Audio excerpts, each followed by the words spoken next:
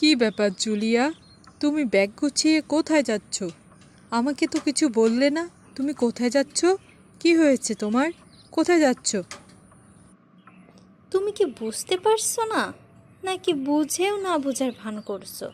কোনটা?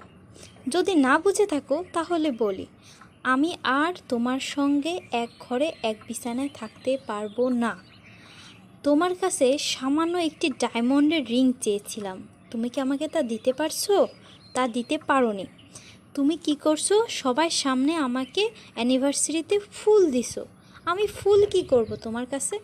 হ্যাঁ, এতগুলা মানুষের সামনে সামান্য তুমি আমার কাছে ফুল দিছো? তুমি কি জানো সবাই আমার দিকে কীভাবে তাকিয়েছিল? আমি এটা কখনোই মেনে নিতে পারবো না। বাবা যে কেন তোমার মতো ফকিন্নি ছেলের সঙ্গে আমাকে বিবাহ দিয়েছে, আমি সেটাই বুঝতে পারলাম না। তোমার মতো আনস্মার্ট খ্যাত ছেলের সঙ্গে আমি আর থাকতে পারবো না। সরি। আমি আজকে বাবাকে গিয়ে বলে দিব তোমার সঙ্গে আমার ডিভোর্স লেটারটা যেন খুব দ্রুতই ঠিক করে ফেলে।